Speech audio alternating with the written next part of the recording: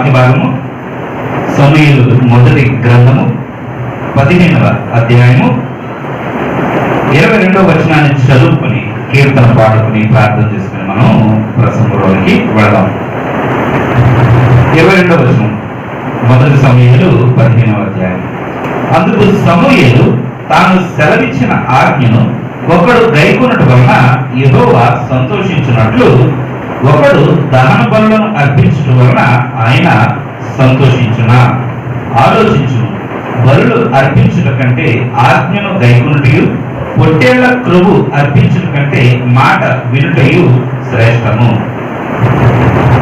వాక్యమును యాకోబుకు తెలియచేసిన వాడని, వాక్యమును యాకోబుకు తెలియచేసిన వాడని, ఏ జనముకి లాగునా చేసి ఉండలేదని, ఏ జనముకి లాగునా చేసి ఉండలేదని,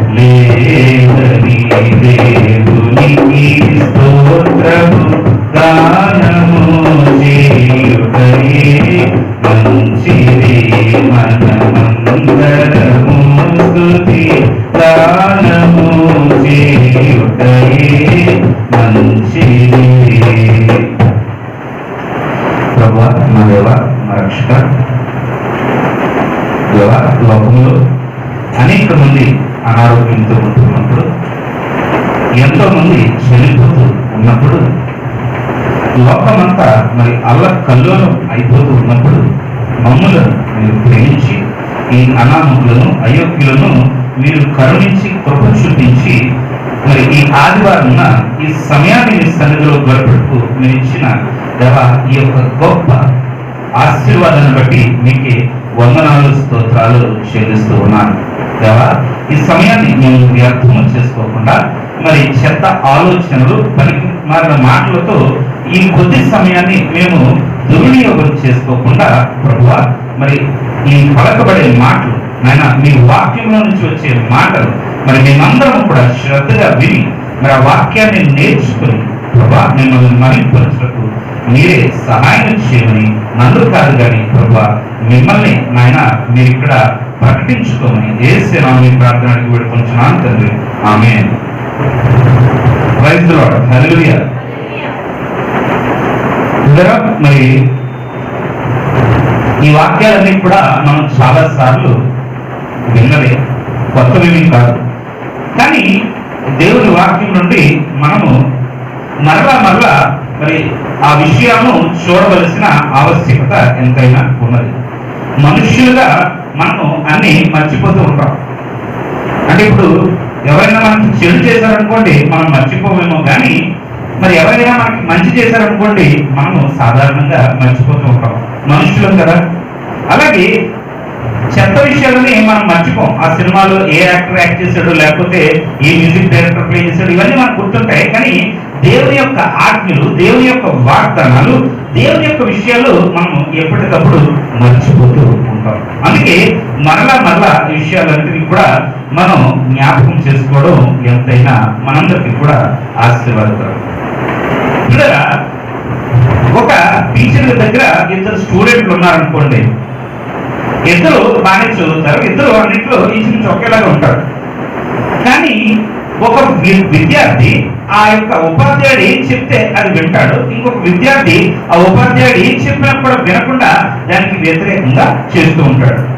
ఆ ఇద్దరిలో ఆ యొక్క టీచర్ ఎవరిని ఎక్కువగా ఇష్టపడతారు? మాట వినేవాడినా మాట విననివాడినా? వినేవాడినే కదా. అలాగే ఒక మరి తల్లిదండ్రులకి ఇద్దరు పిల్లలు ఉన్నారు. ఆ ఇద్దరు పిల్లల్లో మరి ఒకడు చాలా చక్కగా చెప్పిందంతా చెప్పినట్టు చేసేసి తల్లిదండ్రులకి మరి ఎంతో సంతోష పెట్టేవాడుగా ఉంటాడు. ఇంకొకడు ఎంత చెప్పినా ఎన్నిసార్లు చెప్పినా మాట వినకుండా మరి తల్లిదండ్రులకి కోపం తెప్పించేవాడుగా ఉంటాడు. సో ఇద్దరు తల్లిదండ్రులు ఎవరిని ఇష్టపడతారు? మాట వినేవాడిని. ఒక కార్యాలయంలో ఒక యజమాని దగ్గర ఇద్దరు నౌకర్లు ఉన్నారు. ఆ నౌకర్లు ఒకడు మాట వింటున్నాడు, ఇంకొకడు మాట వినట్లేదు. ఇద్దరు యజమాని ఎవరిని ఇష్టపడతాడు? మాట వినేవాడిని.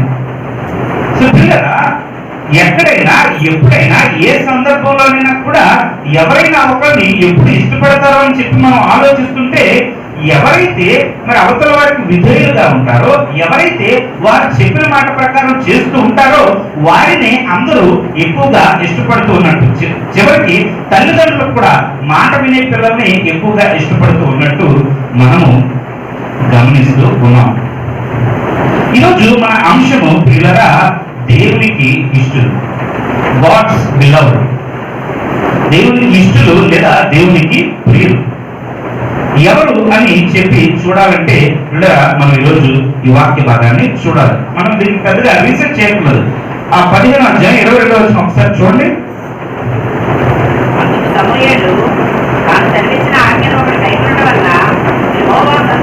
సెలవిచ్చిన ఆజ్ఞను ఒకడు గైకొనడం వలన యెహోవా సంతోషించినట్లు. అంటే మాట వినేవాడికే దేవుడు కూడా ఇష్టపడతాడు, మాట వినేవాడిని బట్టే ఆయన కూడా సంతోషిస్తాడు. ఇది మన అంశం. దేవునికి ఇష్టం మాట వినేవాడు. అది మనం అన్నింటిలో కూడా మనం చూస్తున్నాం. సో ఇక్కడ సందర్భం కానీ మనం చూసుకున్నట్లయితే పిల్లరా, ఈ 15వ అధ్యాయంలో సౌలు దగ్గరికి సమూయేలు వస్తూ ఉన్నాడు. సౌలు దగ్గరికి సమూయేలు ప్రవక్త వచ్చి, అయ్యా దేవుడు నిన్ను ఇశ్రాయేలు మీద రాజుగా నియమించాడు. ఎంతోమంది ఉన్నారు, లేక కాదు, కానీ దేవుడు నిన్ను ఎన్నుకొని నువ్వు ఎందుకు పనికిరాని వాడుగా ఉన్నప్పుడు, నీ మీద నీకే నమ్మకం లేనప్పుడు దేవుడు నిన్ను రాజుగా నియమించాడు, నిన్ను అభిషేకించడానికి పంపించాడు. అయితే దేవుడు నీకు ఒక పని అప్పచెప్తున్నాడని చెప్పి మరి ఆ యొక్క సౌలుకి సమూయేలు చెప్తున్నాడు. 2వ వచనం చూడండి, 15వ అధ్యాయం.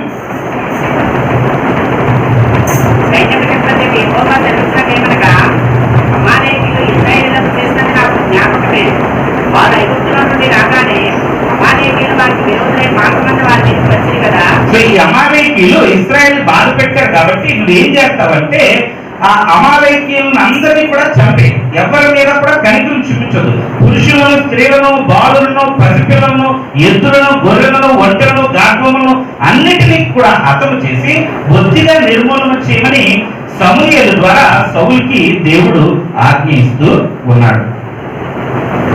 సరే, సమూయేలు ఏం చేస్తున్నాడు? దేవుడు చెప్పాడు కదా, సౌలు ఏం చేస్తున్నాడు? దేవుడు చెప్పాడు కదా, తన దగ్గర ఉన్న సైన్యం అంతటిని పోగేసుకుని వారందరినీ తీసుకుని అమాలేకుల మీదకి యుద్ధానికి వెళ్ళాడు.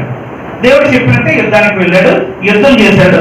అమాలేకులందరినీ కూడా ఇంచుమించుగా మరి మట్టు పెట్టేశాడు, చంపేశాడు. ఆ గొర్రెల్ని, ఎడ్లని కూడా చంపేశాడు. మనం చూసినప్పుడు మరి దేవుడు సమూయేలు ద్వారా సౌలుకి చెప్పాడు. సౌలు ఆ మాట ప్రకారం వెళ్ళి వాళ్ళ మీద యుద్ధం చేశాడు, వాళ్ళని ఓడించేశాడు, రాజును పట్టుకున్నాడు. మరి ఆ గొర్రెల్ని, ఆ పిల్లల్ని అందరినీ కూడా నాశనం చేశాడు. ఈ యొక్క ప్రాపంచిక దృక్పథంతో మనం చూసినట్లయితే, వరల్డ్లీ స్టాండర్డ్ తో కానీ మనం ఆలోచించినట్లయితే దేవుడు చెప్పింది సౌలు చేసేసినట్టే. కానీ పిల్లరా, దేవుడు మాత్రం ఏమంటాడంటే సమూయేలు తోటి ఆ 15వ అధ్యాయం 10వ వచనం చూస్తే,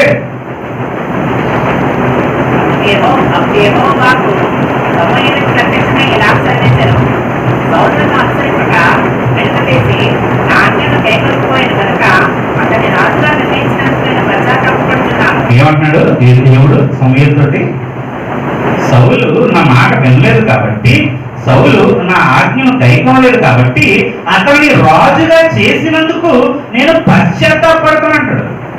మీరు అదే అధ్యాయం జాగ్రత్తగా చదివితే సమూయేలు అంటాడు ఇంకొక చోట, మరి పశ్చాత్తాపడడానికి మనిషి దేవుడు ఏమన్నా, దేవుడు పశ్చాత్తాపడ్డాడు. కానీ ఇక్కడ ఏమంటాడంటే దేవుడు మళ్ళా నేను సౌలు రాజుగా చేసినందుకు పశ్చాత్తాపడుతూ ఉన్నా. అంటే మనకు అర్థం కావడానికి ఆ మాట దేవుడు అక్కడ వాడుతూ ఉన్నాడు.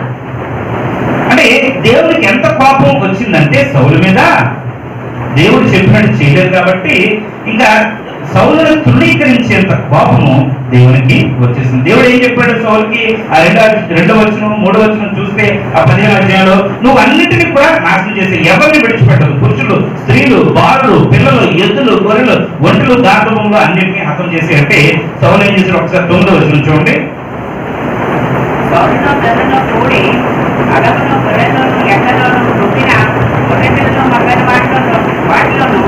మంచి వాటిని నిర్మూలన చేయక కడగా నుంచి పనికిరాని నీతి పనులను నిర్మూలన అందరిని చంపాడు కానీ ఆ రాజు గారిని ఉంచారట, అగబుని ఉంచారట. అంటే ఒక చరిత్రకారుడు ఏమంటాడంటే, మరి సౌలు ఇశ్రాయేల్ రాజు, ఇశ్రాయేల్ అప్పటిదాకా రాజు లేడు, సౌలే రాజు. సౌలు ఎక్కడ ఉండేవాడు బెన్యామీన్ ప్రాంతంలో. వచ్చి ఈ యుద్ధాలు వచ్చినప్పుడు వాళ్ళందరూ కలిసి వెళ్ళేవారు. సో సౌలుకి మరి దాని తర్వాత కట్టించాడు ఆ పట్టణాన్ని, ఆ కోటలన్నిటినీ కూడా. సో సౌలు ఏదో పేరుకి రాజు కానీ ఆ అందరూ రాజుల్లాగా కూడా మరి ఆ హంగు ఆర్పాటం అనేది సౌలుకి లేవు. సో ఈ అగబును ఒక్కసారి చూడగానే, అగబు అంత ఎత్తు మనిషి, మరి అమాలేకీయులు, మరి ఉన్నత దేవులు, మరి అమాకీయులు వీళ్ళందరూ కూడా కొంచెం పెద్దగా ఉంటారని మరి బైబిల్లో చూస్తాం కదా. సో అగబును చూడగానే అంత ఎత్తు మనిషి, మరి ఆ ఆభరణాలు అన్ని వేసుకుని నిజంగా రాజులాగా సౌలుకి కనబడేటప్పటికీ మరి అతను చంపాలనిపించింది కదా సౌలుకి. అప్పుడు వీడు భలే ఉన్నాడు, నేను కూడా ఇళ్ళ తయారవచ్చు అని చెప్పి ఆ అగబును ఒక్కడిని పక్కన పెట్టాడు. అలాగే ఆ పశువులు, ఎడ్లు అవన్నీ కూడా నిర్మూలన చేయకుండా, అంటే బాలేనివి, ఆ పాలు విరిగిపోయినవి, చేతులు విరిగిపోయినవి, లేకపోతే అక్కడ జబ్బుతో ఉన్నవి, వాటన్నిటినీ నాశనం చేసేసి ఆరోగ్యంగా ఉన్న వాటిని, మంచి వాటిని అన్ని కూడా పక్కకి పెట్టాడు.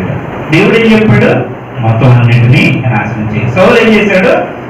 తన ఆలోచన ప్రకారం కొన్నిటిని పక్కన పెట్టాడు, రాజుని పక్కన పెట్టాడు. ఎందుకంటే మరి సౌలు ఆలోచిస్తుంది వేరే, దేవుడు ఆలోచిస్తుంది వేరే. సో పిల్లరా, మరి ఈ లోకరీతిగా చూస్తే సౌలు చేసిన చాలా ఎక్కువ, దేవుడు చెప్పినంత చేసిన చిన్నవి చేయలేదు. కానీ పిల్లరా, సమూయేలు ఏమంటాడంటే సౌలుతోటి, ఆలోచించుము, బలులు అర్పించుట కంటే ఆజ్ఞను గైకొనుటయు, పొట్టేళ్ల క్రొవ్వు అర్పించుట కంటే మాట వినుటయు శ్రేష్టం. పిల్లరా, దేవుణ్ణి సంతోష పెట్టాలంటే మనము ఇవ్వాల్సింది బలులు కాదు, బలులు ఇవ్వాలి. అవి ఉన్నాయి బైబిల్లో, బలులు ఇవ్వాలి, కృతజ్ఞతార్పణలు అన్ని చేయాలి. కానీ ముందు వాటికంటే విధేయత మనం దేవునికి చూపించాలి. ఆ విధేయత లేకుండా మనం ఎన్ని చేసినా, ఏమి చేసినా, ఎంత మంచి అర్పణలు మనం దేవుని దగ్గరకు తీసుకొచ్చినా ఆయన వాటిని లక్ష్య పెట్టడు సరికదా, ఆయన తిరస్కరిస్తాడు. సౌలుని ఆయన తిరస్కరించాడు. సో ఇంకో వాక్య భాగంలో ఒక 3 ప్రశ్నలు పిల్లగా మనం వేయాలని ఈరోజు నేను ఆశపడుచున్నాను. Why, what, how. అంటే మన తెలుగులో అంటే చెప్పి నవ్వు వస్తుందేమో, అంటే ఎందుకు, ఏమిటి, ఎలా. అంటే చిన్నప్పటి నుంచి మనం చాలాసార్లు వింటున్నాం కదా, ఎందుకు, ఏమిటి, ఎలా.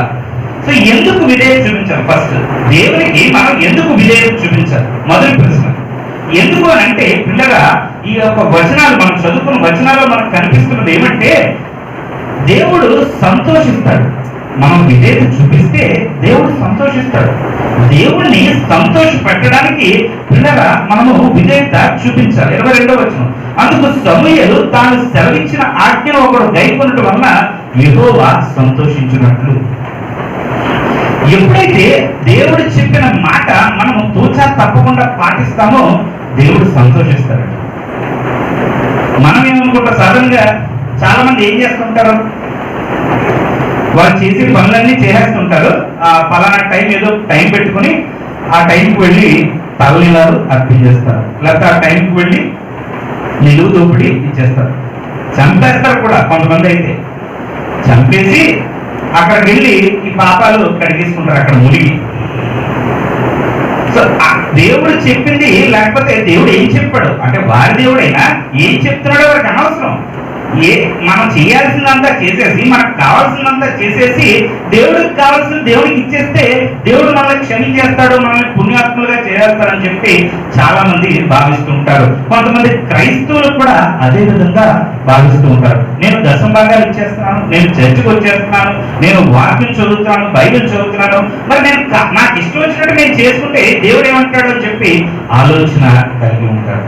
కానీ పిల్లరా, దేవుడు ఎప్పుడు సంతోషిస్తాడు అంటే, మనం చేసేదంతా చేసి ఆయనకి ఇవ్వాల్సింది ఇస్తే కాదు, కానీ ఆయన మాట ప్రకారం మనం జీవించినప్పుడు దేవుడు సంతోషిస్తాడు. ఎందుకు దేవుని మాట వినాలి, ఎందుకు దేవునికి విధేయత చూపించాలి అంటే, పిల్లరా, అది దేవునికి సంతోషాన్ని కలుగు చేస్తుంది.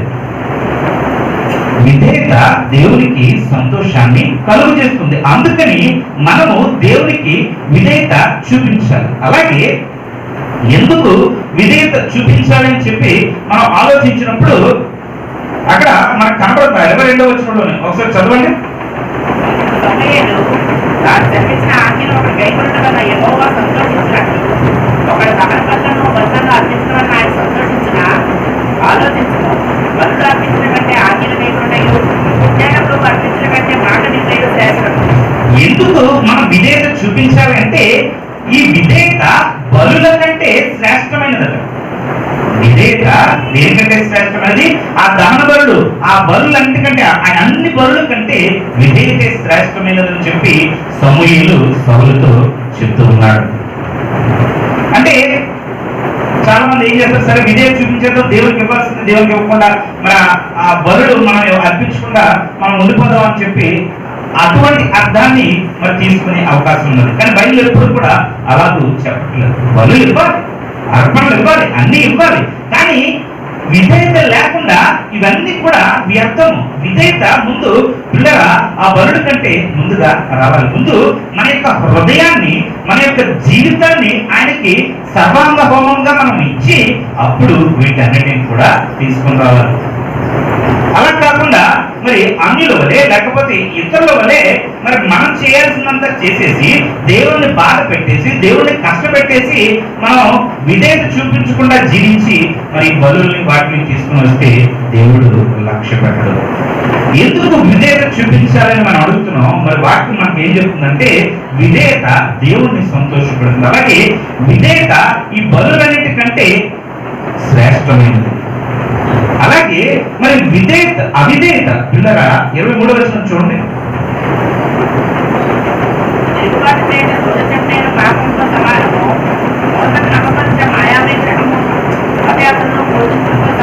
తిరుగుబాటు చేయుట సోదె చెప్పుటైన పాపముతో సమానము. మూర్ఖతను అగుపరచుట మాయా విగ్రహము గృహదేవతలను పూజించుటతో సమానము. మీరు ఎవరైనా సోది చెప్పించుకుంటారా? ఎప్పుడైనా సాధారణంగా చెప్పించుకోవాలి. ఏమో ఎప్పుడైనా ఎవరైనా చెప్పించుకుంటారు. కానీ ఇప్పుడు ఒక ఆవిడ సోది చెప్తానమ్మా, సోది అంటే మనం వెళ్తాం ఇక్కడ చర్చించాడు వెళ్ళం కదా, మేము క్రిస్టియన్స్ అమ్మా, మేము ఈ సోదులు గట్రా చెప్పించుకోమని చెప్తాం కదా. మరి విగ్రహాలు తెచ్చి మనం ఇంట్లో పెట్టుకుంటామా? అంటే అట్లీస్ట్ మన ప్రొటెస్టెంట్ క్రైస్తవులు విగ్రహాలు తెచ్చి ఇంట్లో పెట్టుకునే వాటికి మరి కొవ్వొత్తులు వెలిగించి లేకపోతే ఆ దీపాలు పెట్టి దండలేసి మనం చేస్తామా? చెయ్యం. ఎందుకంటే మన దేవుని దృష్టిలో పిల్లల అవి పాపాలు, వాటి జోలికి కూడా మనము వెళ్ళము. కానీ ఇక్కడ సమూయేలు ఏమంటున్నాడు? తిరుగుబాటు చేయుట మూర్ఖతను అగుపరచుట ఈ యొక్క విగ్రహారాధనతో సమానం. విగ్రహారాధనతో సమానం. అవిధేయత విగ్రహారాధనతో సమానం. ఎందుకు విధేయత చూపించాలి? విధేయత చూపించకపోతే పిల్లల మనం విగ్రహారాధన చేస్తున్నట్టే, మనం కూడా గొళ్ళు గోపురాలన్నీ తిరుగుతున్నట్టే. మనం అనుకుంటాం కదా, నేను ఆ ఆళ్ళగా విగ్రహారాధన చేయట్లేదు, నేను ఆళ్ళగా అయి చేయట్లేదు, ఇది చేయట్లేదు అని చెప్పి మన లోపల మనం పొంగిపోతూ ఉంటాం చాలా సార్లు. దేవుడు నన్ను కాపాడేశాడు, దేవుడు నన్ను రక్షించేశాడు, నేను ఇంకా అవన్నీ విడిచిపెట్టేశాను, నా విగ్రహారాధన నా పాత జీవితంతోనే పోయిందని చెప్పి మనం చాలాసార్లు సాక్ష్యాలు కూడా చెప్తూ ఉంటాం గొప్ప గొప్పగా. కానీ నువ్వు మాట వినకపోతే నువ్వు విగ్రహారాధన చేసినట్టే. వాక్యం చెప్తుంది, నేను చెప్పట్లేదు. తిరుగుబాటు చేయుట సోది చెప్పుటైన పాపంతో సమానము. మూర్ఖతను అగుపరచుట మాయా విగ్రహము గృహదేవతలతో పూజించుటతో సమానం. సో మనం ఎంతమంది విగ్రహారాధకులు ఉంటారు కదా? మాట వినకుండా ఎంతమంది ఉన్నాం? ఇంచుమించు అందరము కూడా పిల్లగా విగ్రహారాధన చేస్తున్నట్టు అని చెప్పి బైబిల్ చెప్తుంది. ఎందుకు విధేయత చూపించాలి? విధేయత దేవుని సంతోషపెడుతుంది. విధేయత పిల్లగా మరి బలుల కంటే శ్రేష్టమైనది. అలాగే అవిధేయత విగ్రహారాధనతో సమానము. అలాగే అవిధేయత మనల్ని నాశనం చేస్తుంది. ఆ 23వ వచనం 2వ భాగం చూడండి.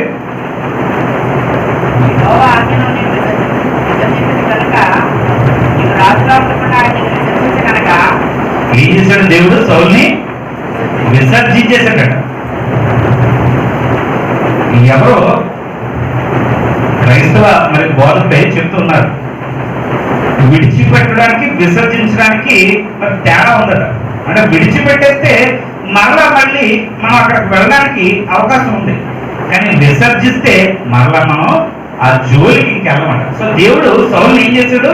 విడిచిపెట్టలేదు, విసర్జించేసాడు. అంటే ఇంక సౌలుకి ఇంక దిక్కులేదు. ఎందుకంటే సౌలు దేవుని మాటను లెక్క చేయకుండా, ఆ మాట వినకుండా దేవుని మీద తిరుగుబాటు చేశాడు. మనకి చాలా చిన్న విషయం అనిపిస్తుంది. అదేనండి అంతా చేశాడు కదా, కొన్ని పశువుల్ని లేకపోతే ఒక రాజుని చంపకపోతే దేవునికి అంత కోపం ఎందుకు? కోపమే. చూడండి, నాకే తెలుసు. మరి దేవుడు ఇక్కడ చెప్తూ ఉన్నాడు కదా, మరి అవిధేయత చూపించినందుకు దేవుడు సౌలుని విసర్జించేశాడు. సో పిల్లరా, ఎందుకు విధేయత చూపించాలంటే అవిధేయత దేవునికి చాలా కోపం తెప్పిస్తుంది. అంటే ఆయా అవిధేయతలను బట్టి మరి దేవుడు ఆయా స్టెప్స్ ని తీసుకుంటూ ఉంటాడు. మరి ఒక్కొక్కసారి అది మన సర్వనాశనానికి దారి తీయవచ్చు. సో మనం ఏం చేయాలి? విధేయత చూపించాలి. విధేయత చూపించకపోతే ఏ సమయంలో ఏ అవిధేయత మన ప్రాణాల మీదకు తెస్తుందో మనలో ఎవరికి కూడా తెలియదు. మనలో ఎవరికి కూడా తెలియదు. దేవుడు మరి పర్ఫెక్ట్ ఒబీడియన్స్ ని మరి ఆయన మరి విధేయత అంటే ఇంకా టు ద పాయింట్ విధేయతను ఆయన నీ నుంచి నా నుంచి కూడా డిమాండ్ చేస్తూ ఉన్నాడు. పర్ఫెక్ట్ ఒబీడియన్స్, సంపూర్ణ విధేయత. ఇంకా అందులో అటు ఇటు ఇంకా తిరగకూడదు అనమాట. అటువంటి విధేయత నీ నుంచి నా నుంచి కూడా దేవుడు డిమాండ్ చేస్తున్నాడు. ఎందుకు విధేయత చూపించాలో పిల్లగా మనం చూస్తున్నాం. లేకపోతే దేవునికి చాలా కోపం వస్తుంది, దేవునికి మరి దుఃఖం వస్తుంది, సంతోషం రాదు. దేవుడు పశ్చాత్తాపడతాడు ఎప్పుడైతే మనం విధేయత చూపించట్లేదు. ఏమంటున్నాడు సమూయేలుతోటి? నేను సౌలును ఎన్నుకున్నందుకు, సౌలును ఏర్పాటు చేసుకున్నందుకు పశ్చాత్తాపడుతున్నాను. సో ఇప్పుడు నేను విజయం చూపించలేదు అనుకోండి, నేను ఈ కిరణ్ని లేకపోతే ఈ పాల్ కిరణ్ని ఏర్పాటు చేసుకున్నందుకు పశ్చాత్తాపడతాను. వీడికంటే ఎంతో మంది మరి ఉన్నారు, వారిని విడిచిపెట్టి వీడిని నేను ఎంచుకుంటే వీడు నా మాట వినట్లేదు, నేను చెప్పినట్టు జీవించట్లేదు. సో పిల్లరా, ఒక్కసారి ఆలోచించండి, దేవుణ్ణి మనం ఎన్నిసార్లు ఎన్ని రకాలుగా బాధపెడుతూ ఉన్నాము. సౌలు విషయంలో దేవుడు వెంటనే జడ్జిమెంట్ చూపించేశాడు. మన విషయంలో దేవుడు ఇంకా చూపించలేదు, ఇంకా ఆయన సహనం వహిస్తూ ఉన్నాడు. సో అవకాశం ఉన్నప్పుడే మనం మార్గంలోకి వచ్చేయాలి. లేకపోతే సౌలు మీదకు వచ్చిన ఆ జడ్జిమెంట్ మన మీదకి ఎప్పుడు వచ్చేస్తుందో, సౌలును విసర్జించినట్టు దేవుడు మనల్ని ఎప్పుడు విసర్జించేస్తాడు. ఓకే, ఎందుకు విధేయత చూపించాలో చూసాం. ఎవరికి లేకపోతే దేనికి విధేయత చూపించాలి అంటే ఏ విషయానికి విధేయత చూపించాలి? ఒకసారి మత్తయి సువార్త 15వ అధ్యాయం 7 నుంచి 9 వచనాలు ఒకసారి చూడండి. మత్తయి సువార్త 15. ఈ ప్రజలు తమ పెదవులతో నన్ను కనపరుచున్నారు కానీ హృదయం నాకు దూరంగా ఉన్నది. మనుషులు కల్పించిన పద్ధతులు దైవోపదేశమని బోధించు వారు నన్ను వ్యర్థంగా ఆరాధించున్నారు. మనుష్యులు కల్పించిన పద్ధతులు దైవోపదేశములని బోధించుచు వారు నన్ను వ్యర్థముగా ఆరాధించుతున్నారు. సో వేటికి విధేయత చూపించాలి? మనుష్యులు కల్పించిన పద్ధతులుగా. చెప్పండి, అక్కడ బైబిల్ అలా చెప్తుంది. ఏమంటుంది? వాటికి కాదు, మనుష్యులు కల్పించిన పద్ధతులు కాదు. మరి ఒక సంఘం ఏమంటది? వైట్ డ్రెస్ వేసుకుంటేనే నువ్వు క్రైస్తవుడు, లేకపోతే నీకు అసలు పరిశుద్ధతే లేదు, నీ డ్రెస్సే వైట్ డ్రెస్ కాదు, నువ్వు ఎలా పరిశుద్ధులు అవుతావు, నువ్వు అసలు దేవుని బిడ్డలే కాదని చెప్పి వారు చెప్తూ ఉంటారు. బైబిల్ ఎక్కడ ఉంది అలాగా? బైబిల్ ఎక్కడ కూడా మీరు తెల్లబట్టలే ధరించుకోవాలని ఎక్కడైనా ఉందా? అంటే ఆయన ఇస్తాడు తెల్లబట్టలు, మనల్ని రక్తంలో కడిగి మనం పరలోకి వెళ్ళినప్పుడు ఆయన ఇస్తాడు. ఆ తెల్లబట్టలు వేరే. ఇక్కడ మనం ఈ సర్ఫ్ వేసుకుని తుక్కునే బట్టలు కాదు బైబిల్లో మాట్లాడుతున్నాం. సో ఆ బట్టలు వేసుకుంటే తప్ప మనం పరిశుద్ధులు కాదంటారు. దేవుడు చెప్పిందా, మనుషులు కల్పించిందా? ఇంకొంతమంది ఏమంటారు? మందులు వాడకూడదు అంటారు, మాత్రలు వేసుకోకూడదు అంటారు. ఇప్పటికీ కూడా ఉన్నారు అలాంటి.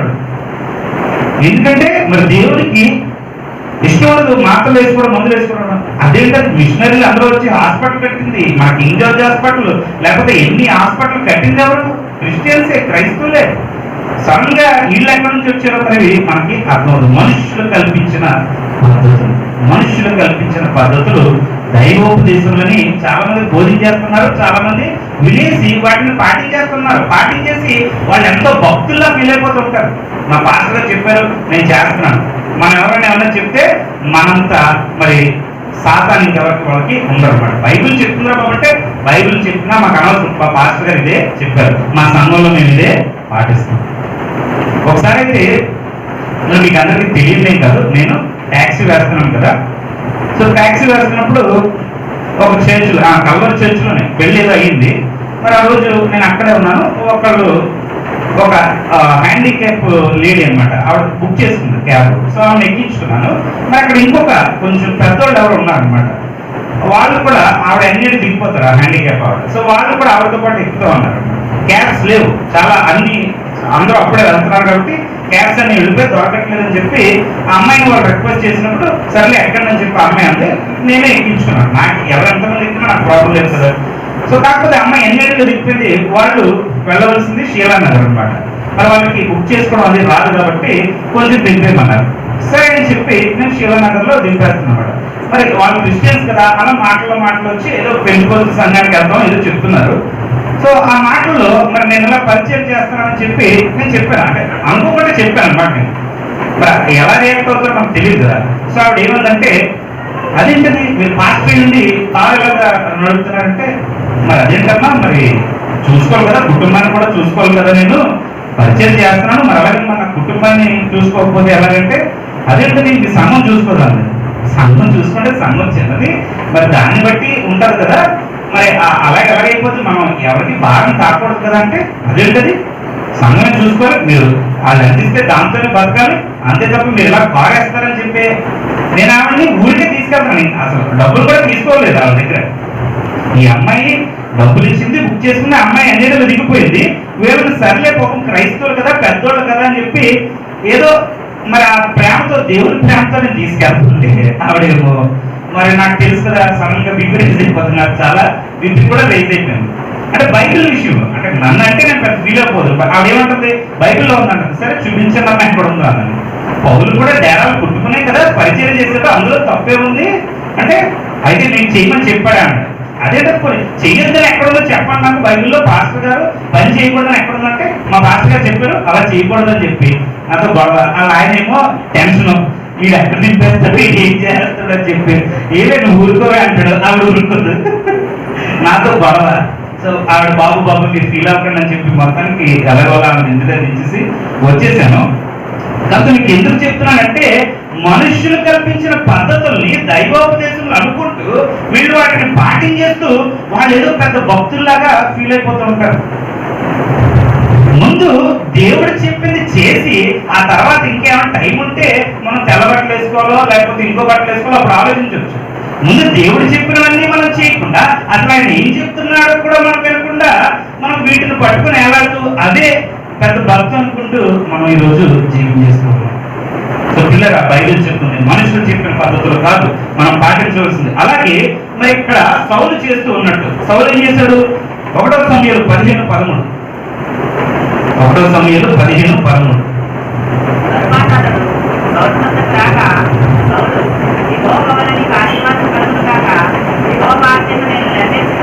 ఏమన్నాడు సౌలు? యెహోవా ఆజ్ఞను నేను నెరవేర్చాను అంటాడు. సౌలు చేసింది ఏంటి? తన చిత్తం, తన స్వచిత్తం చేశాడు సౌలు.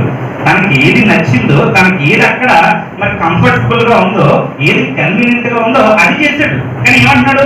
దేవుని ఆజ్ఞను నేను నెరవేర్చాను అంటాడు. సో పిల్లరా, మనం చేయవలసింది మనుషులు కల్పించిన పద్ధతులు కాదు, అలాగే మనము విధేయత చూపించవలసింది మన చిత్తానికి కూడా కాదు.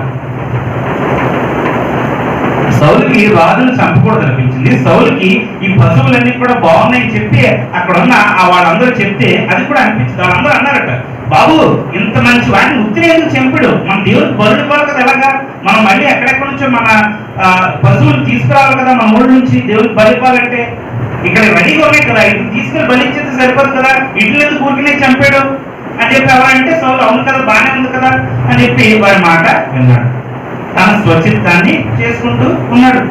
సో పిల్లరా, మనం పాటించవలసింది, మనం విధేయత చూపించవలసింది మనుషులు చెప్పే పద్ధతులకు కాదు, అలాగే మన విధేయత చూపించవలసింది మన స్వచిత్తానికి కూడా కాదు. ఎందుకంటే ఒక్కొక్క సమయంలో మనకు ఒక్కొక్కలాగా అనిపిస్తుంది. ఒకసారి మనకి మన ఇంట్లో వాళ్ళే అవ్వచ్చు, మన తల్లిదండ్రులు అవ్వచ్చు, మన పిల్లలు అవ్వచ్చు, వాళ్ళు ఎంతో మంచోళ్ళ కనిపిస్తారు. మరి వాళ్ళంటే ప్రేమ పొంగిపోతుంది. ఇంకొక రోజు ఏమవుతుంది, ఏదో చిన్న గొడవ అవుతుంది, మరి వారికంటే బంధుశత్రువులు మనకి ఉండరు, వెంటనే మనకి ద్రాక్ష పొంగిపోతుంది.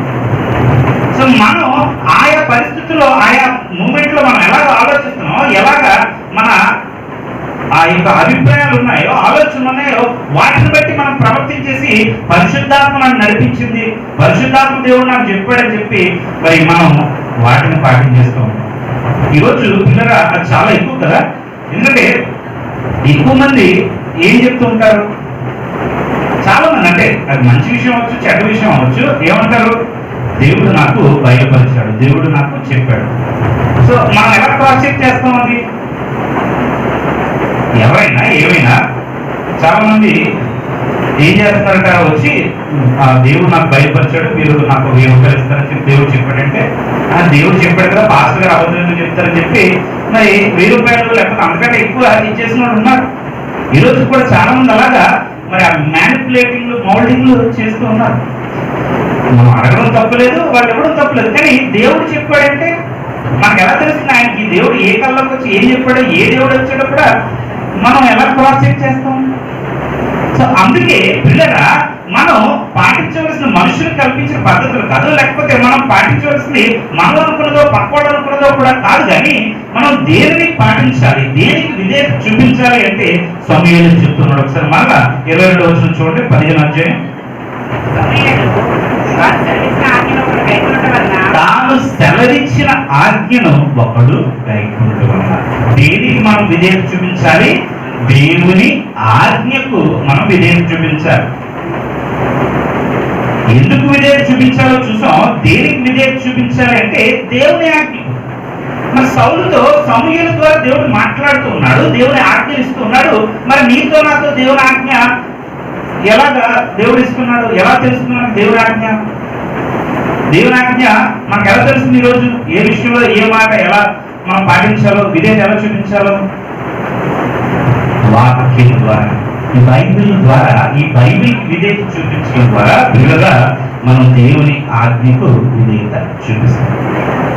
ఎలాగైతే సౌలుతో సమూయేలు ద్వారా, సమూయేలు ప్రవక్త ద్వారా దేవుడు మాట్లాడుతూ ఉన్నాడు, ఈ బైబిల్లో ఉన్న 66 పుస్తకాల ద్వారా ఆయన ప్రతి దినము కూడా నీతో నాతో మాట్లాడుతూ ఉన్నాడు.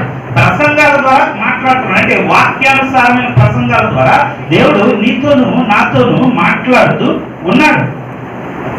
ఆయన పరిశుద్ధ వాక్యం ద్వారా దానికి మనం విధేయత చూపించాలి, ఆ వాక్యానికి మనం విధేయత చూపించాలి. అంతేగాని ఎవడో ఏదో చెప్పాడు, లేకపోతే ఆ చర్చిలు ఇలా చేస్తున్నారు, ఈ చర్చిలు ఇలా చేస్తున్నారు కాబట్టి ఎవరైనా సరే పిల్లలు, అది భగత్ సింగ్ గారైనా, ఏసన్న గారైనా, మరి ఇంకెంత పెద్ద బోధకుడైనా కూడా మరి ఆ సంఘానికి ఆ సమయానికి వాడికి అలా కుదిరింది కాబట్టి ఏదో వాళ్ళు పాటిస్తున్నారు, కానీ అదే పద్ధతులు అందరూ పాటించాలి అంటే అది కరెక్ట్ కాదు.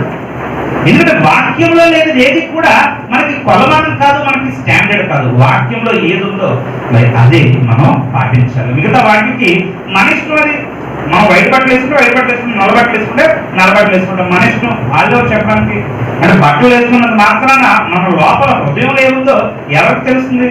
మరి వైట్ బట్టలు వేసుకుని పాపం చేసుకున్నారు, వైట్ బట్టలు వేసుకుని బూతులు మాట్లాడే వాళ్ళు ఎంతమంది మనకు తెలియదు.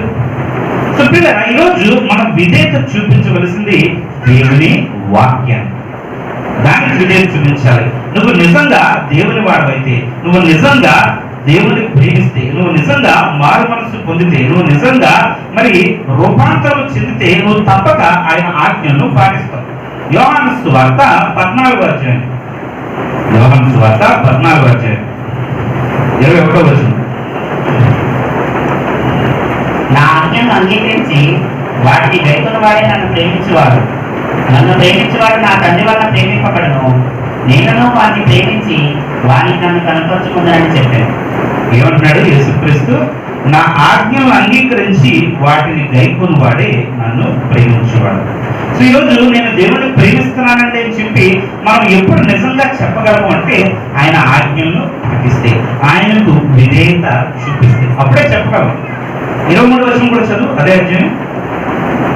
యేసు ఒకడు నన్ను ప్రేమించిన ఎడల వాడు నా మాట గైకొనును.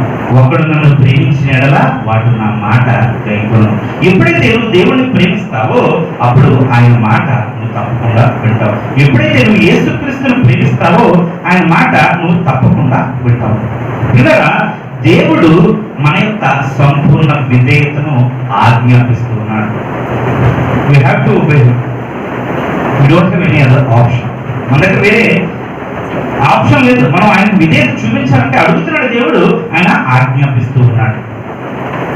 ఈరోజు మనం సర్లే తర్వాత చూపిద్దామంటే కుదరదు. ఇప్పుడే మనం విధేయత చూపించాలి. ఎందుకంటే ఆయన మనకి చెప్తూ ఉన్నాడు, అందులో ఆయనకి సంతోషం ఉంది. సో దేనికి విధేయత చూపించాలి అంటే పిల్లరా మనం చూస్తున్నాం, దేవుని వాక్యానికి విధేయత చూపించాలి. మరి అయితే అన్నిటికంటే ప్రాముఖ్యమైనది ఎలా చూపించాలి? ఇది చాలా ప్రాముఖ్యమైన ప్రశ్న. మన దగ్గర సమయం తక్కువ ఉంది, త్వరగానే మనం చెప్పుకుందాం. మూడో ప్రశ్న కూడా సమాధానం, ఎలా విధేయత చూపించాలి? మూడో ప్రశ్న ఒక 6 మరి క్వాలిటీస్ ని పిల్లరా మరి ఇప్పుడు మనం చూడబోతున్నాం. ఎలా విధేయత చూపించాలి దేవునికి? 6 క్వాలిటీస్ మరి చాలా ప్రాముఖ్యమైనవి చెప్పి మీకు చెప్తున్నాను. మన విధేయత మరి మొదటగా ఎప్పుడు స్వచ్ఛందంగా సంతోషంగా ఉండాలి. విధేయత ఎలా ఉండాలి? ఇప్పుడు మీరేదో మీ పిల్లలకు పని చెప్పారనుకోండి, చెత్త బయటపడేయమన్నారు. మరి ఇంకా చెత్త తిట్టులని మిమ్మల్ని తిట్టుకుంటూ పిల్లల పని చేస్తే మీకేమైనా సంతోషం ఉంటుందా? అబ్బా మా అమ్మ చెప్పింది లేకపోతే మా నాన్న చెప్పాడని చెప్పి వెంటనే సంతోషంగా ఆ పని చెత్తదైనా మరి పిల్లలు సంతోషంగా చేస్తే సంతోషిస్తారు, కానీ తిట్టుకుంటూ తుమ్ముకుంటూ చేస్తే ఎవరికి ఆనందం ఉంటుంది? సో పిల్లల అలాగే మనం కూడా దేవునికి విధేయత స్వచ్ఛందంగా సంతోషంగా చూపించాలంటే మనంతటి మనం చూపించాలి. దేవుడు అడుగుతున్నాడు, అబ్బా ఇప్పుడు చెయ్యాలి లేకపోతే దేవుడు తిట్టుకుంటాడు, దేవుడు ఏదో అనుకుంటాడు అని కాదు. మనం దేవుడిని ప్రేమిస్తున్నాం కాబట్టి మనం సెల్ఫ్ తోటి మనం స్వచ్ఛందంగా సంతోషంతో విధేయత చూపించాలని వాక్యం మనకి సెలవిస్తున్నది. యెషయా గ్రంథము 1వ అధ్యాయము 19వ వచనం. యెషయా 1:19. మీరు సమ్మతించి నా మాట వినిన యెడల మీరు భూమి యొక్క మంచి పదార్థములను అనుభవించరు. మీరు సమ్మతించి నా మాట వినిన, సమ్మతించి మనం మన హృదయంలో ఇంకా అటు ఇటు పెట్టుకోకూడదు. ఇంకా పూర్తిగా మనం లోపడిపోయి ఇంకా దేవునికి విధేయత చూపించాలని చెప్పి మనం నిశ్చయించుకోవాలి. మన విధేయత వీక్ గా ఉండొచ్చు దేవునికి. అంటే మనం పర్ఫెక్ట్ ఒబీడియన్స్ దేవుడు అడుగుతున్నాడు కానీ మనం చూపించగలవా? ఎన్నిసార్లు పడిపోతూ ఉంటాం మనం? ఒక దినంలో ఎన్నిసార్లు మనం దేవునికి అవిధేయత చూపిస్తూ ఉంటాం? కాకపోతే మరి అలా పడిపోయిన దేవుడు ఒప్పుకుంటాడు, కానీ మరి ఆ విధేయత ఎప్పుడు కూడా మరి స్వచ్ఛందంగా సంతోషంగా ఉండాలి. అంటే మనం సంతోషంగా విధేయత చూపిస్తున్నాం, ఒక్కొక్కసారి పడిపోతున్నాం, ఒక్కొక్కసారి లేస్తున్నాం, అది పర్లేదు దేవుడికి. కానీ తిట్టుకుంటూ తుమ్ముకుంటూ నువ్వు పూర్తి పని చేసినా కూడా దేవుడికి అది అక్కర్లేదు. ఇష్టం లేకుండా సణుకుంటూ పనంతా బాగా చేసావు, మరి చక్కగా ఉంది, కానీ నువ్వు సణుకుంటున్నావు లోపల, అబ్బా ఏంటిది దేవుడు ఎప్పుడు ఇలాగే నాకు నచ్చలే చెప్తాడని చెప్పి చేస్తే దేవునికి అది అక్కర్లేదు. విధేయత ఎప్పుడు కూడా స్వచ్ఛందంగా సంతోషంగా చూపించాలని దేవుడు ఆజ్ఞాపిస్తున్నాడు. ద్వితీయోపదేశ కాండము 16వ అధ్యాయము 10వ వచనం. మన రిఫరెన్స్ ఎక్కువ ఏమనుకోవద్దు, మరి అంశము చాలా ప్రాముఖ్యమైనది కాబట్టి మనం ఈ రిఫరెన్స్ అన్ని చూస్తూ ఉన్నాం. ఒకసారి చూడండి, ద్వితీయోపదేశ కాండం 16:10. ఈ దేవుడైన యెహోవాకు వారణ పండుగ ఆచరించకై నీ చేతనైనంత స్వేచ్ఛార్పణను సిద్ధపరచలేదు. స్వేచ్ఛార్పణ అంటే ఇది ఇవ్వాలి అది ఇవ్వాలని దేవుడు చెప్పినవి కాదు, నీకు ఎంత ఇవ్వాలనుకుంటున్నావో నువ్వు అంతా ఇవ్వడం అన్నమాట. స్వేచ్ఛగా సంతోషంగా స్వచ్ఛందంగా దేవునికి విధేయత చూపించడం, స్వేచ్ఛగా ఆయన దగ్గరికి అర్పణలు తీసుకొని రావడం. సౌలు ఏం చేశాడు? సౌలు అలా చేయలేదు కదా. సౌలు దేవుడు చెప్పాడు కాబట్టి అందులో కొంత తగ్గించి మిగతా దానికి విధేయత చూపించాడు. స్వేచ్ఛగా స్వచ్ఛందంగా సౌలు చేయలేదు. సౌలు సనుక్కుంటూ మరి ఇబ్బంది పడుతూ చేసినట్టు మనం చూస్తూ ఉన్నాం. చెప్పాడు, కానీ మనము మాత్రము దేవుని దగ్గరికి వచ్చినప్పుడు ఎప్పుడు కూడా ఆ విధేయత ఇప్పుడు నిజమే, ఆ విధేయత ఎప్పుడు మంచిది. మనం అది అర్థం చేసుకుని మనం స్వేచ్ఛగా స్వచ్ఛందంగా సంతోషంగా విధేయత చూపించాలి. Free and cheerful. Obedience must be free and చీఫ్ఫుల్.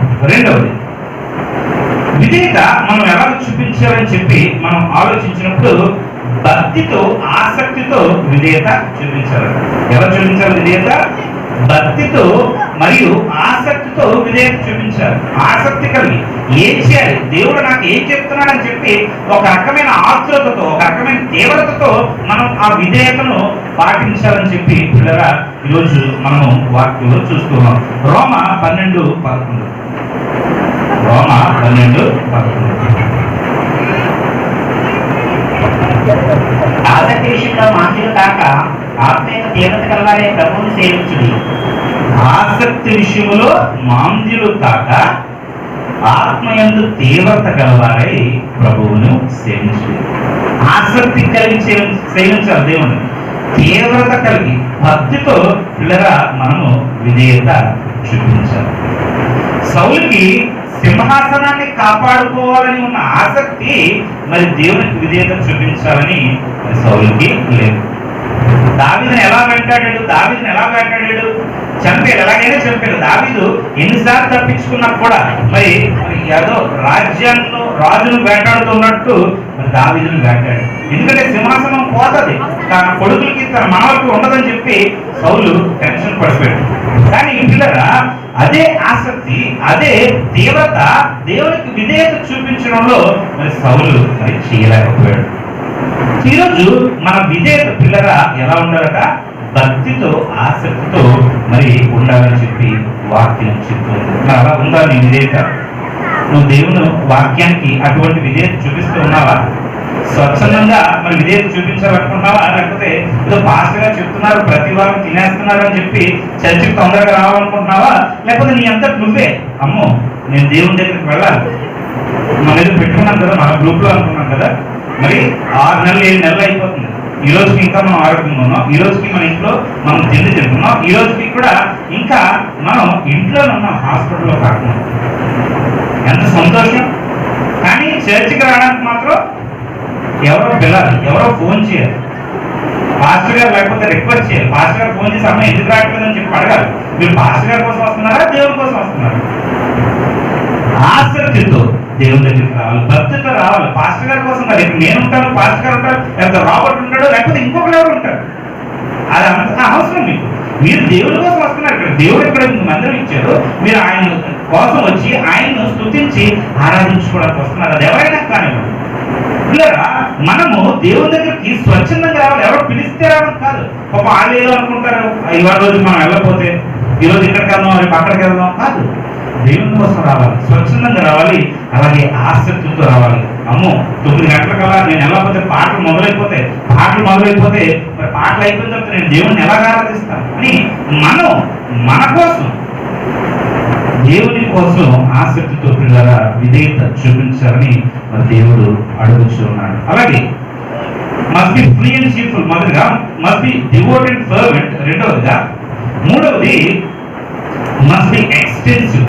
విధేయత అన్నిటిలో కలిగి ఉండాలి. ఎక్స్టెన్సివ్, అన్నిటిలో విధేయత. ఎలా చూపించాలి విధేయత? కొన్నిటిలో కాదు, అన్నిటిలో విధేయత చూపించాలి. మనం ఎలా చూపిస్తామంటే సాధారణంగా మనకు నచ్చే ఆజ్ఞలన్నీ కూడా మనం పాటించేస్తూ ఉంటాం. ఇప్పుడు మనం హత్యలు చేయం కదా, ఎవరైనా హత్య చేసిన వాళ్ళు ఉన్నారు ఇక్కడ? అందుకు లేదు కదా. సో మనం హత్య చేయం. సో నరహత్య నేను చేయలేదు, అబ్బా ఎంత సంతోషం.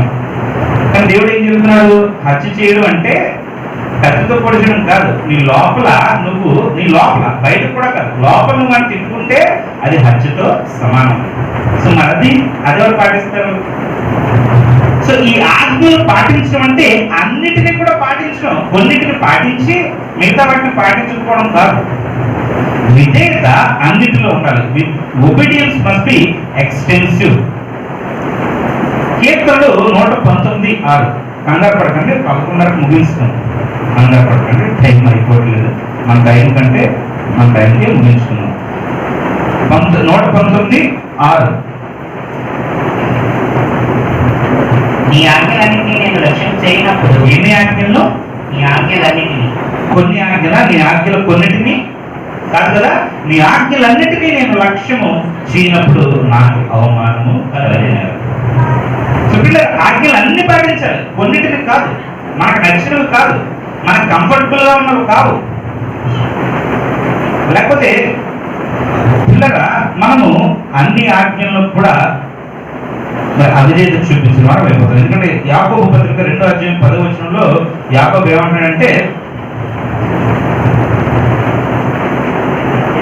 10 ఎవడైనను ధర్మశాస్త్రం భయపడి ఒక ఆజ్ఞ విషయంలో తప్పిపోయిన ఎడలా ఆజ్ఞ అన్ని విషయంలో అపరాధి.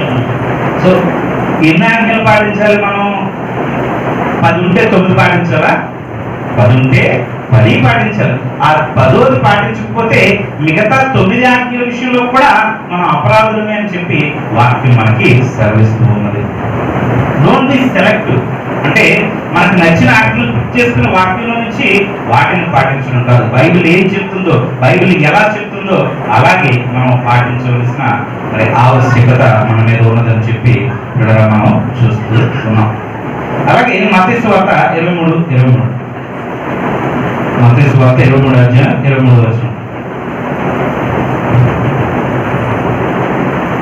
అయ్యో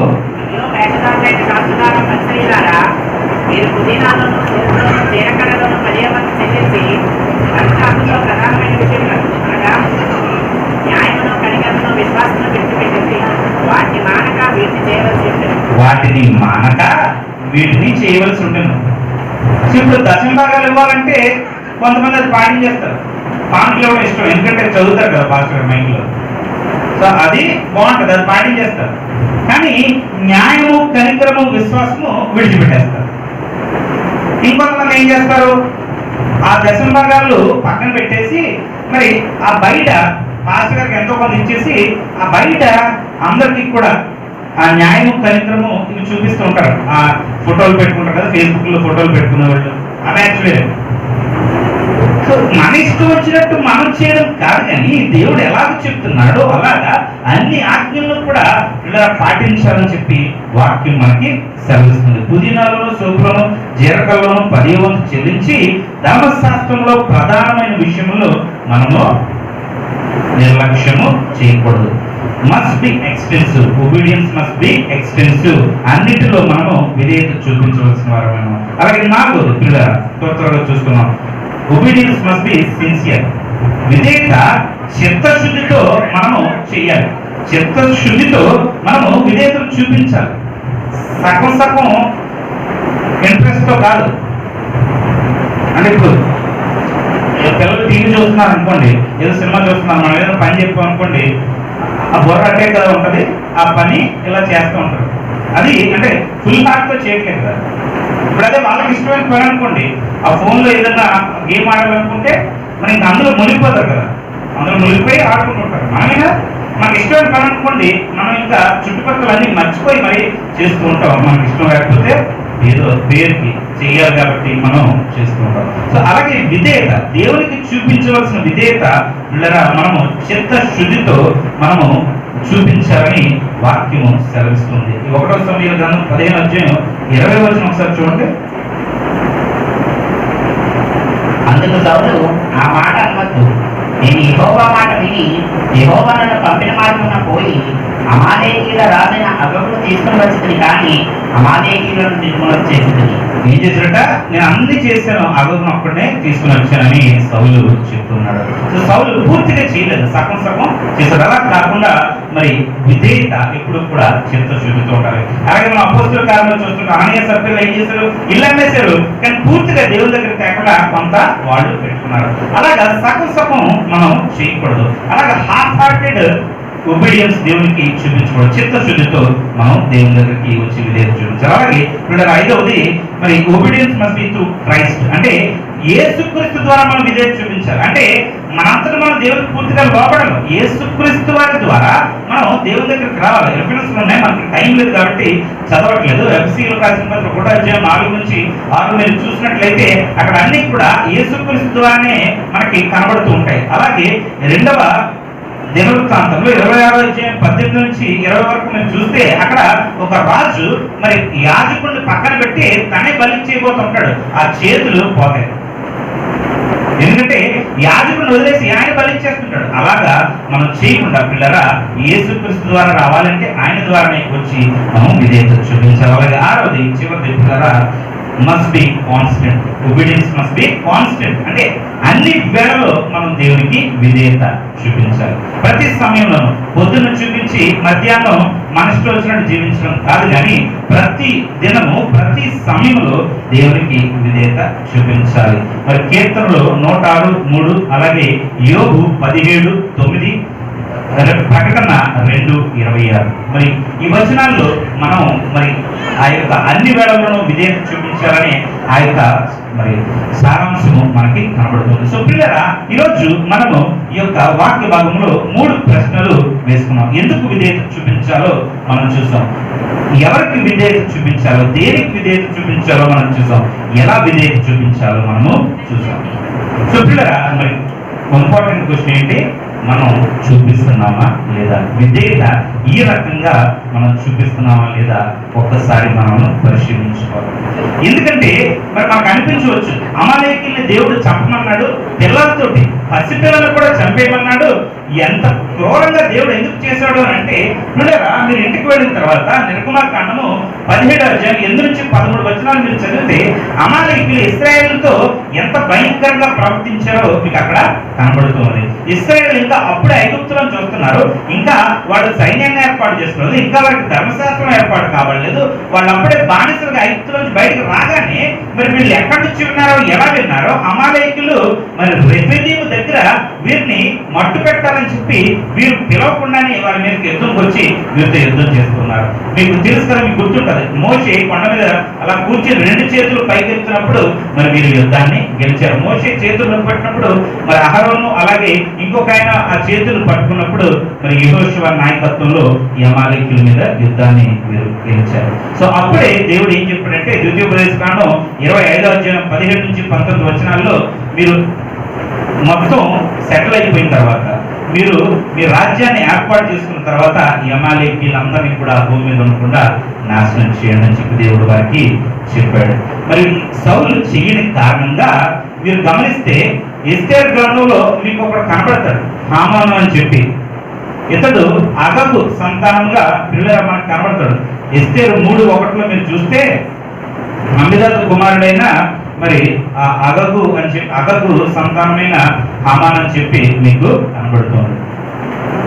దేవుడు చెప్పింది చేయని కారణంగా మరి ఎస్తేరు టైంలో మరలా యూదులందరూ కూడా నాశనం అయిపోవాల్సిన సమయం వచ్చేసింది. హామాన్ ఏం చేశాడు, మొర్దెకైని మీద కోపం పెట్టుకుని యూదుని నాశనం అందరినీ కూడా నాశనం చేయాలని పిల్లగా మరి హామాను నిశ్చయించుకున్నాడు. కానీ దేవుడు అప్పుడు కూడా కాపాడాడు. సో పిల్లరా, మనము విధేయత చూపించకపోతే అది మనకి మంచిది కాదు, మన ఇంటికి మంచిది కాదు, మన సంఘానికి మంచిది కాదు. సో దేవుడు చెప్పింది చెప్పినట్టుగా మనము విధేయతను దేవుడికి చూపించవలసిన వారమై ఉన్నాము. సో ఈరోజు దేవునికి ఇష్టలు ఎవరు? ఆయన మాటకు విధేయత చూపించేవారు. సో పిల్లరా, మీరు విధేయత చూపించడం నేర్చుకుంటే మీ జీవితం మారిపోతుంది. మీరు విధేయత చూపించడం నేర్చుకుంటే మీ ఇల్లు మారిపోతుంది, మీ కుటుంబం మారిపోతుంది. మీరు విధేయత చూపించడం నేర్చుకుంటే మీ సంఘం మారిపోతుంది. మరి ఇంకెందుకు ఆలస్యం? దేవునికి విధేయత చూపుతాం. కళ్ళు మూసుకొని ప్రార్థన చేసుకుంటాం. తండ్రి దేవా, మీకు వందనమైన స్తోత్రాలు. దేవా, సౌలు మీరు చెప్పిన మాట వినకుండా, మీకు విధేయత చూపించకుండా నాశనం అయిపోయాడు. మీరు తనకు ఇచ్చిన ఆ అవకాశాన్ని దుర్వినియోగం చేసుకున్నాడు ప్రభువా. అటువంటి రీతిగా మేమెవరము కూడా మీరు మాకు ఇచ్చిన ఈ శ్రేష్టమైన ఎన్నికను దుర్వినియోగం చేసుకోకుండా అన్ని విషయాలలో, అన్ని సమయాలలో మేము పూర్తి విధేయతను మీకు కనుపరచడానికి, యేసుక్రీస్తు ద్వారా ఆ విధేయతను మీకు చూపించడానికి మాకును అందరికీ కూడా మీ కృపను అనుగ్రహించమని యేసు నామమున ఈ ప్రార్థన అడిగి వేడుకుంటున్నాను తండ్రి, ఆమేన్. మరొకసారి మీ అందరికీ కూడా దేవుని నామమున వందనాలు చెల్లిస్తున్నాను. ఈ అవకాశం